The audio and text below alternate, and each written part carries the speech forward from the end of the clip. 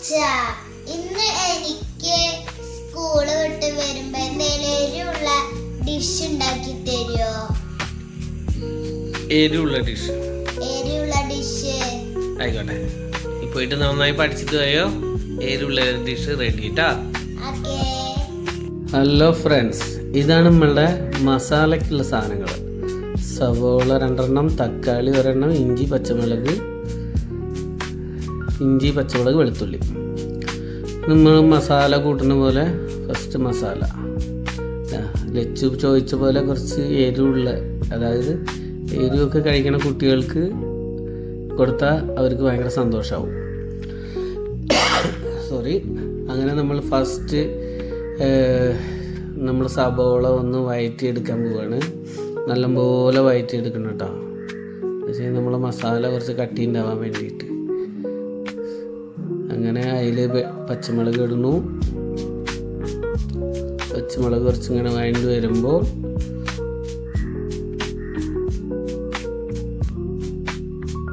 തക്കാളി ഇടണം. അതിൻ്റെ കൂട്ടത്തിൽ ഇഞ്ചിയും വെളുത്തുള്ളി ഇട്ടിട്ടുണ്ട് കേട്ടോ.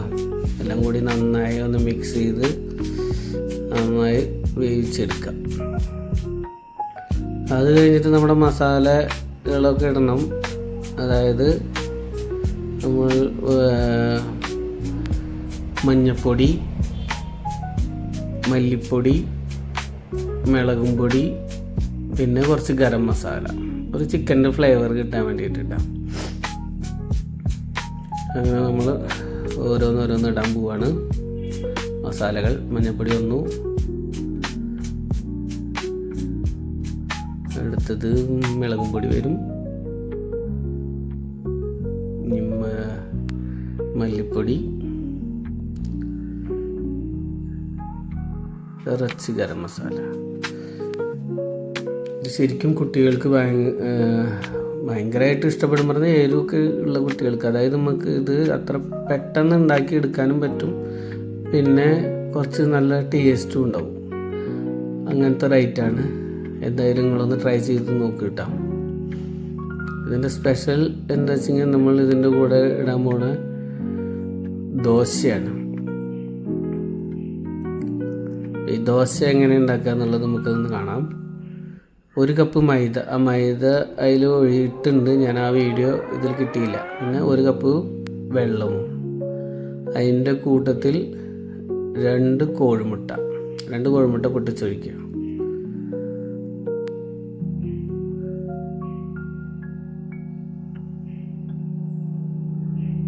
കോഴിമുട്ട പൊട്ടിച്ചൊഴിച്ച് കഴിഞ്ഞിട്ട് അതിനാവശ്യത്തിനുള്ള ഉപ്പും ഇടണം.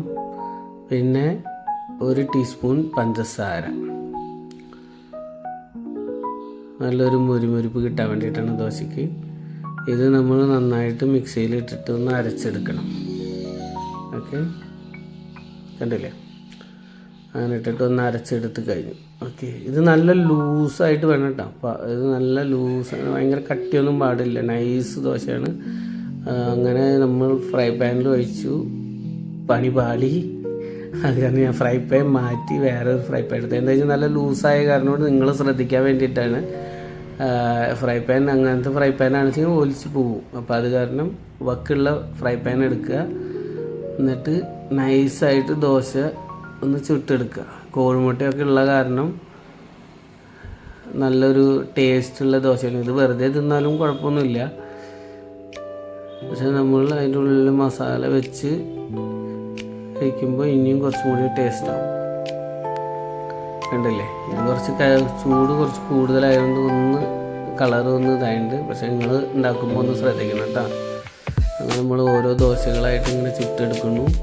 ഷേപ്പ് വിഷയമല്ല, പക്ഷെ അങ്ങനെ നമ്മൾ മസാല കുറച്ച് ഒരു സൈഡിലേക്കായിട്ട് വയ്ക്കുക. എന്നിട്ട് കോഴിമുട്ട ഞാൻ ആദ്യം പുഴുങ്ങി കട്ട് ചെയ്ത് വെച്ചിട്ടുണ്ടായിരുന്നു. അപ്പോൾ ആ കോഴിമുട്ടകളുടെ പീസുകൾ ഇങ്ങനെ അതിൻ്റെ മുകളിൽ വെച്ചിട്ട് ഇങ്ങനെ ചുരുട്ടിയെടുക്കുക കേട്ടോ. ഇത് നല്ല ചെറിയ ചൂടിലുള്ള ഫ്രൈ പാനിൽ വെച്ചിട്ടാണ് ഞാൻ ചുരുട്ടിയെടുക്കുന്നത്.